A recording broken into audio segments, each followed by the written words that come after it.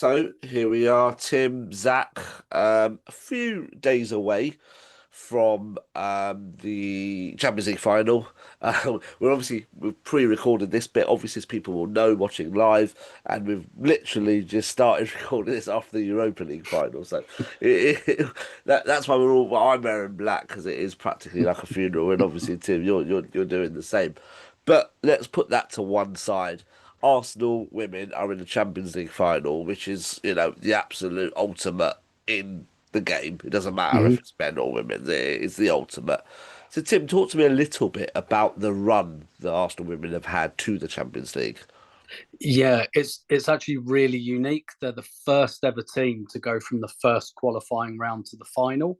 So in the Women's Champions League, because it's smaller, it's 16 teams, there's a bit more to it in terms of qualifying. So if you finish third in England, you go into the first qualifying round. So Arsenal have played from the first stage and they've played 14 games to get here. And those qualifying rounds are no joke in the Women's Champions League. Arsenal went out last season. So that shows how variable things are. They played the first qualifying round last year and went out, and this year they've gone to the final. But the thing that's really defined this Champions League campaign is comebacks. So you do the first qualifying round, you play two one-off games. They won both of those. Then you do a two-legged playoff before you get into the group stage. And Arsenal played Häcken, who are the Swedish champions, very good team, and they lost the first leg 1-0, but then they took it back to Boreham Wood and won 4-0. So, like, they turned that around. They go into the group stage, their match day one away at Bayern Munich, and they get done 5-2.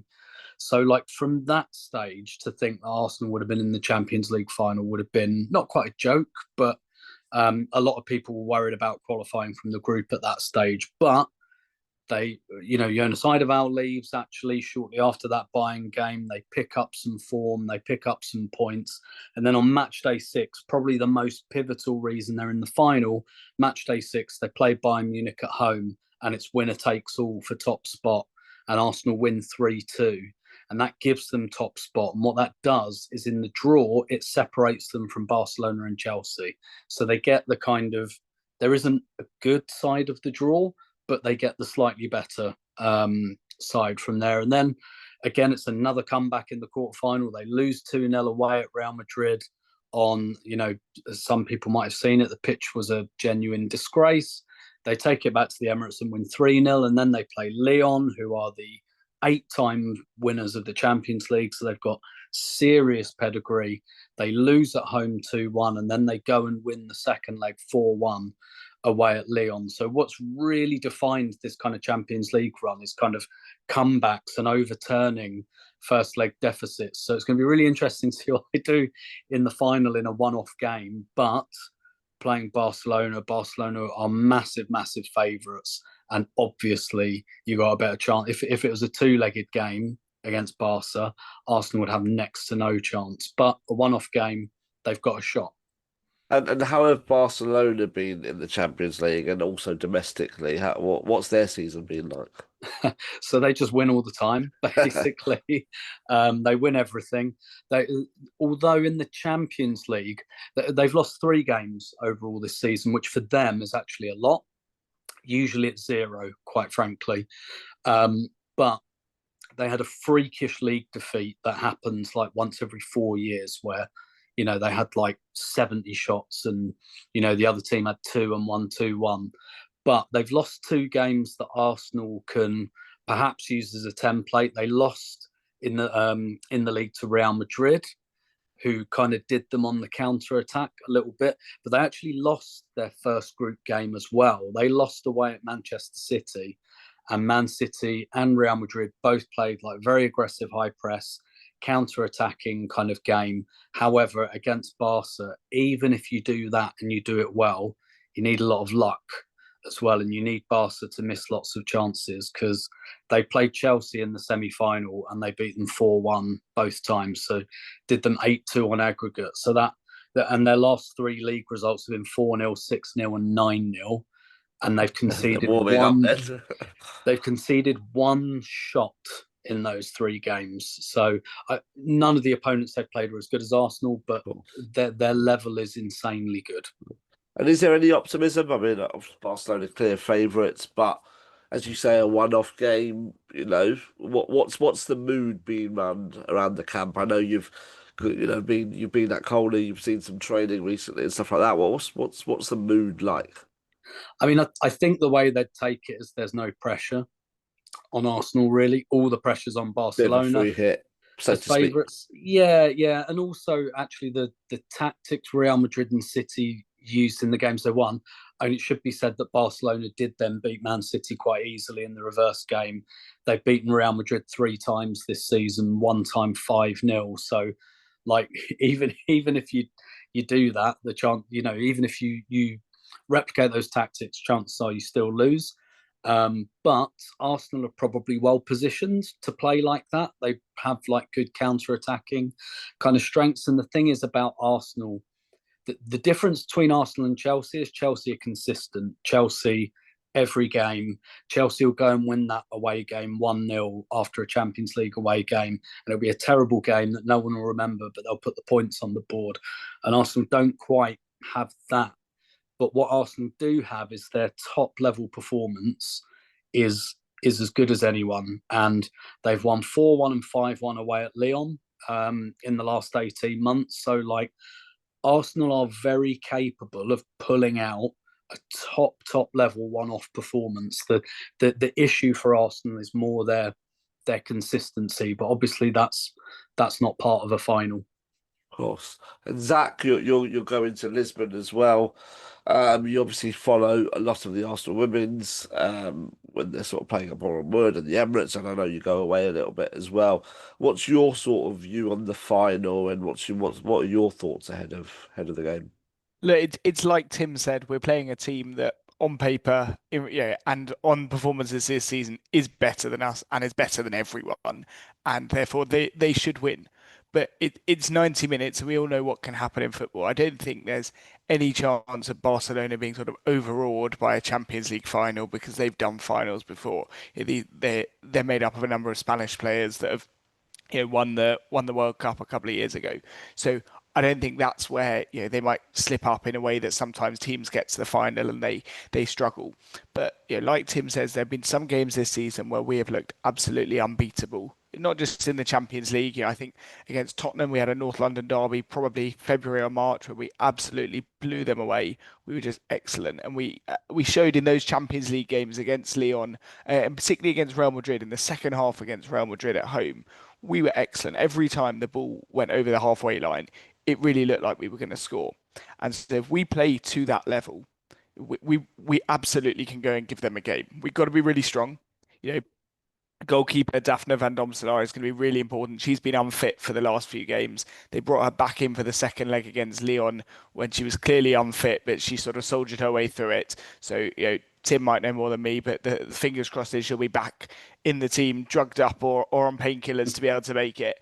And we just need everyone to go out there and just have a 10 out of 10. And that's not outside of the realms of possibility, but it's going to be a challenge. We all know, we're fortunate enough we support a team, whether it's on the men's or the women's, that's been to finals, and you can't ever go into a final thinking there's 0% that we lose this or that we win this or that we're definitely going to win this or whatever it is. We go into this with every chance of taking it, but we know it's a huge challenge.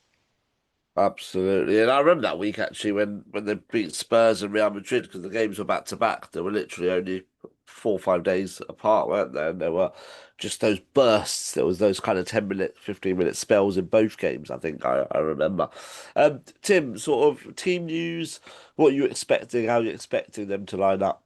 Us to line up, not Barcelona. Don't care about them. Yeah, yeah. I think as Zach says, Daphne van Domselaar should come back in goal. I think this is in line with the timeline of her injury. They just, as Zach said, they bunged her full of painkilling injections to play her in the semi-final second leg, but she should actually be fit. But with Renee Slagers, there's not generally a lot of rotation. It is interesting because Barcelona, whatever team you pick, they're going to force you to play a way that you don't usually play. So whoever else Arsenal play, Lyon, Chelsea, they'll go toe to toe. Even if your plan is to go toe to toe with Barcelona, you won't. You will have the ball 30% of the time tops, and that's not something Arsenal ever have to do. So how they adjust to that's going to be really interesting. So I don't think they'll adjust to it in terms of personnel. I think they'll play the team they usually play, but it's more what they do tactically, what they do out of possession, and how they prepare for that, because they're just not used to playing like that. I don't know this, but I wouldn't be surprised if they'd arranged a friendly or two against maybe the under 16 or under 17 boys teams, which Arsenal women will frequently do before kind of these big games, just because Barca's intensity kind of punches you in the face, and they need to be ready for it. Not least because they're going to come in having not played a game for 2 weeks, whereas Barcelona have been playing still. Their league season's still going on, so they in their preparation they've got to come up with a way that they're straight into the game, because if they're not, Barca can take it away from you. They played Chelsea in the final 4 years ago. They were 4-0 up after half an hour. Like, Barca can do that. And what Arsenal have to do, that first 15, 20 minutes is so important, that they're still in the game and they grow into the game and get comfortable in it. But in terms of the team, I'm expecting there's pretty much a set 11, and I'm Yeah. expecting to see it. And talking about Reni, the head coach, obviously she came in sort of not the start of the season, but just after. She came in on an interim basis and obviously Mm. now has got the role full time. I mean, how not at Arsenal because she obviously got the full time gig, so that obviously shows how much she's kind of highly seen at Arsenal. But in the wider world, how do people sort of view her at the moment? Yeah, it's a really interesting one, because she had head coach experience at a big club in Sweden, Rosengård, and in women's football, the Swedish league is a very, very strong Yeah. league. So she's won league titles there because she finished her playing career early when she was 28 due to knee injuries. So she started her coaching career quite early. So she had a bit of a backstory there, but then that kind of stopped.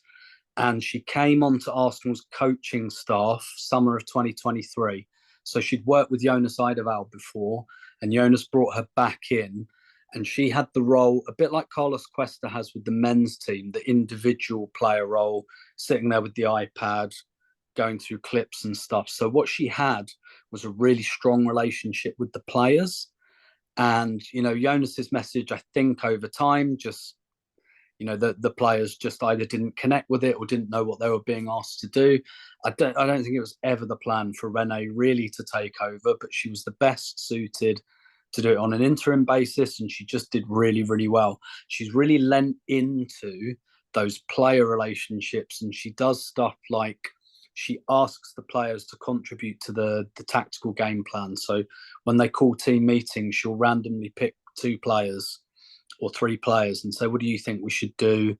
Particularly in these two-legged ties, she's done stuff like, what do you think we need to do to turn this around? And so really quite like giving the players like a stake, almost like a company, like, when a company gives you dividends or something, or shares in the company. It's almost kind of like that tactically. But in terms of the wider women's football, it's difficult to say because there aren't many like star kind of coaches really. It's really kind of only Emma Hayes who has that kind of cachet. So Um, one of the issues for Arsenal when Jonas left was, well, who the hell do we who get? do you get? And Man City are looking for a new manager, and it's kind of like, who do we get? And Arsenal stumbled on something, but something good with Rene. Yeah. And Zach, I mean, in terms of sort of, the sort of future of the women's game and stuff like that, there's obviously been a lot of talk recently about kind of not restructuring it, but just looking at how it happens, relegation, all that sort of stuff. Just talk us through a little bit about the sort of proposed changes. And then obviously I know, you attended an Arsenal advisory board meeting very recently at Colney, was it? And just talk us through a little bit about what happened there. And I know members have had a write-up of it as well, but if they haven't quite read it yet. Absolutely, Akil. Well, restructuring is probably the best word for it because around about, I think, February or March time, there was a story in the press that the WSL was considering pausing relegation for an undefined time at maybe 3 or 4 years to increase the number of teams in the league. So at the moment, there's 12 teams in the WSL, which means you get 22 games home and away or total. And if you're a team not in the Champions League, if you get knocked out of the cups early, that's not really very many. If you compare to men's Premier League teams will have 38 before the cups. You've still got a sizable squad that you've got to keep happy. You've got to keep the club going on not many games. And so there's been a lot of talk for a number of years about the need to grow the size of the league, in terms of the pure numbers in the league. And the rumours that came out of the WSL were that we would be pausing relegation for a few years, but continuing promotion. So it would grow to maybe 16 teams that way. A lot of fans, including ourselves, the AST is very much against closed shop competitions, partly from a sporting integrity position. You should never be able to rest on your laurels. But also there was a strain of thought that if the idea is to encourage investment and attention on and real focus on growing the women's game, if you're a mid-table team like an Aston Villa or an Everton, you're looking at that and going, well, we know we're not going to win the league, and we don't even need to worry about relegation. You take a lot of the jeopardy out of the game, and are Sky going to be paying more to broadcast games that have no meaning? Are fans going to be going to the ground? And so with Tim Payton, Super League again, isn't it? Just it's close game exactly that. essentially. It's exactly that. And the AST has always stood against that. So with Of Tim course. Payton, who's our representative in the AAB, we asked the club for a special meeting, an urgent meeting of the IAB, the Arsenal Advisory Board, and the Arsenal Women's Matchday Forum, which I represent the AST on. And to be fair to them, the club took that up. So they called a meeting at Colney last month with a number of senior figures. There was Rich Garlick, who's the managing director. There was Claire Wheatley, who's the director of women's football, so she oversees. She spoke about the appointment process for Rene and the transfers, but also about structure and governance. There was the chief commercial officer and the chief operating officer to talk about the Emirates Stadium, and it was a real state of the nation sort of discussion. And the AST tabled talking points on that. We circulated with members, we surveyed our members and shared that. It was really good. Claire, for example, as I say, director of women's football, had printed out the results of the AST survey and had them on the table in front of her to refer to. So we wanted talking points around that, and also we wanted to talk about finances, because you may have seen that Chelsea recently sold the women's club to a sister company, part of their PSR financial fair play shenanigans, and we wanted assurances from Arsenal that Arsenal wouldn't be looking to sell off its women's team, and that Josh Kroenke and Stan Kroenke are invested in it, literally and emotionally. And we had a really productive conversation on these topics. Shortly after that, I don't think it was just because of that, but the WSL ruled out pausing the relegation idea. There are still other ideas around, like should there be playoffs, whether that's relegation playoffs and promotion playoffs, and we're continuing to feed in. So I represent the AST to the FSA, the Football Supporters Association. We've had a couple of meetings with the leadership of the WPLL, because there's so many acronyms around this, but they're effectively the organisation that runs the WSL and WSL2, which is the second division. With fans, with the Arsenal Women's Supporters Club, but with fans of all the other clubs, we've made it very clear fans have to be consulted. Relegation should certainly never be ended, and temporarily it really should not be paused. We need to grow the league, but we need to really listen to fans and continue to give, and I hate the phrase, but continue to give a product that more people want to go to. Arsenal lead the way in terms of attendances. We need everyone else to catch up with that while Arsenal keeps doing its thing. And the AST is certainly central to these conversations. Tim, any views on that? I mean, how does the women's game grow? How should it grow? Yeah. I guess so. Let me state that I'm against the idea of pausing relegation, but let me make the devil's advocate argument, which is that there's an awful lot of inequality in the WSL. So there really is, Arsenal, Chelsea, Man City, Man United, just about in that bracket as well, and then the rest. And teams like Aston Villa and Everton in recent years have made a bit of a crack at trying to get into that kind of area of the league, spent a lot of money and not been able to do it. And you don't even get like a fallback. Like, you're going to get a women's version of the Europa League soon, but that hasn't been there. So you don't even get like a bit of a consolation prize. So, for example, finishing fourth and finishing 11th, there's no difference between them. And I think a lot of clubs, a lot of the viewing figures for some of those games outside the top four are not great. The attendances aren't as good. It's quite top heavy. And then you've got the last 2 seasons, the club that's come up, mimicking the Premier League, has gone straight back down pretty easily because the costs of meeting the licensing in the WSL when you come up, they really jump. And actually, teams lose money by getting promoted. So this year Oh, it's slightly different because London City Lionesses have come up and they're coming up on a model of having been backed by very wealthy businesswoman Michelle Kang. So they're probably not going to go down because they've got the money to spend basically. But there's little things like that throughout the league. Commercial spoils are not really as shared. Television's not quite as shared. So like some of those clubs in the middle are kind of thinking, like, what's the point? Because if there's we work to be could done. spend another 2-3 million, and what are we going to do? We're going to finish fifth instead of seventh. That's a So bit like, much. yeah. Whereas the kind of pausing relegation, that's what they do in America. The NWSL, which is a rival to the WSL, they have the American model. They don't have relegation, but they have a very egalitarian league where everyone can beat everyone. Just it mimics American sport. Like a team can finish bottom one year and win it the next, and actually NWSL is really starting to make waves commercially and things like that. So I think there is a need for restructure of Some sort. some kind of sort of Yeah. model. I'm a fan of the playoff model. I'd do more playoffs for Champions League, Yeah. playoffs for relegation, and stuff like that to create a bit more jeopardy in the league. But Yeah. as much as I don't want to pause relegation, I do think there needs to be some smart thinking. Mm. And Zach, I mean, in terms of like following, so obviously Tim, you follow the Arsenal women's, but you also follow it from a personal capacity. I know you're a fan, and you certainly, there's a mixture. But Zach, you kind of follow it as a fan.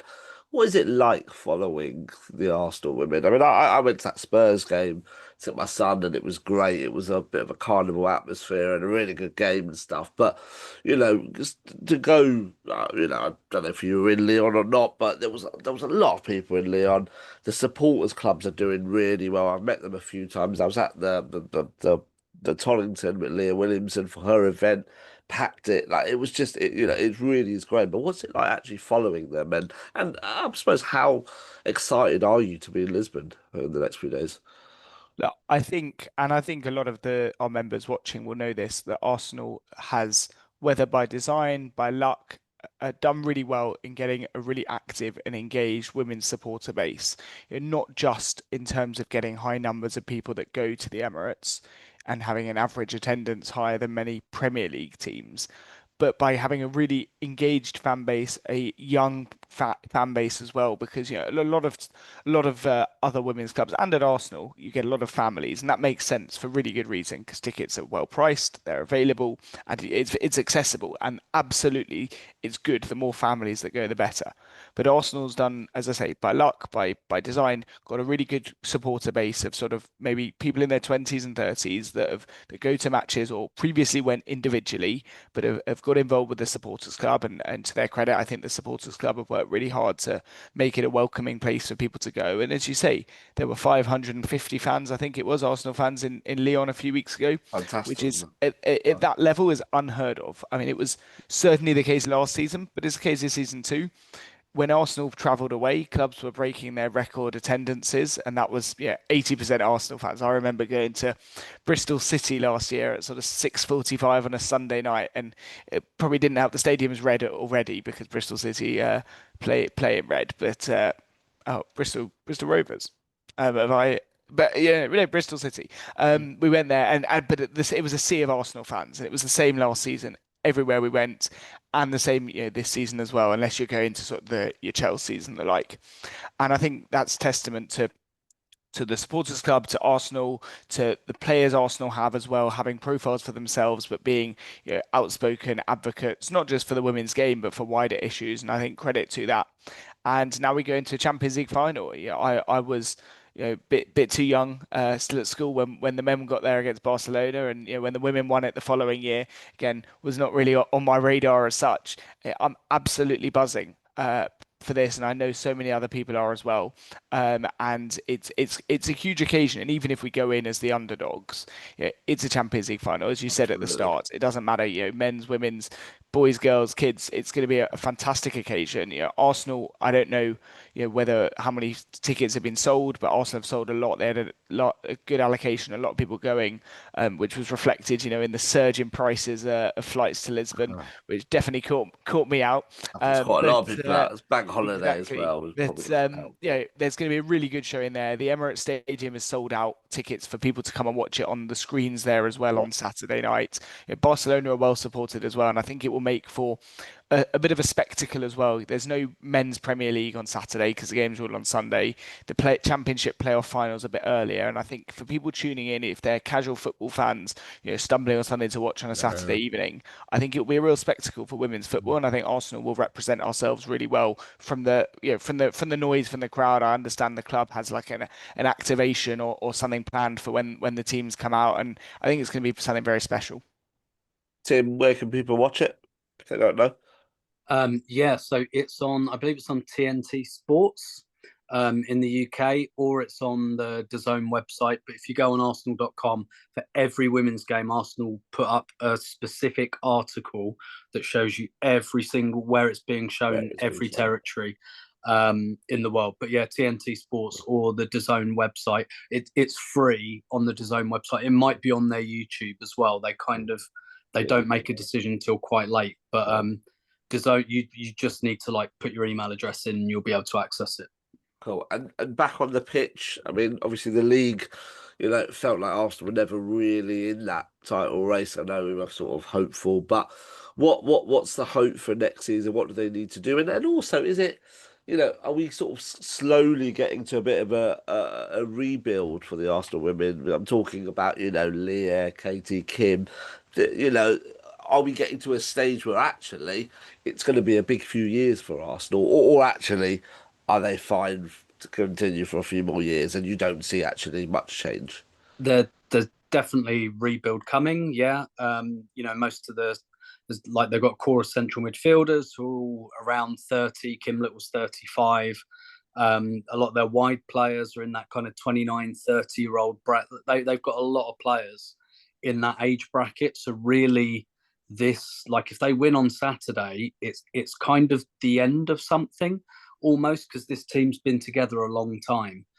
It won't all get turned over in one window, but I do Of think course. Rene Slager's next couple of summers we will see kind of younger players coming in. In terms of hopes for next year, I mean, this season basically Arsenal just had a false start where they, in hindsight, they should have parted company with the manager over the summer. They didn't. They had a slow start, and that totally cost them. If you just take the games Rene's taken, like there's a title race basically. Like from the point she took over, Arsenal, very very much closer to In terms of Chelsea, the and there's a form title. guide since she's taken over, they'll be, yeah. So, Yeah, exactly. But when she took over, Arsenal was sixth, and it was already over. So but that definitely gives kind of, I think like a positive vibes for next season because obviously we'll start with Rene. She'll get a proper transfer window as well.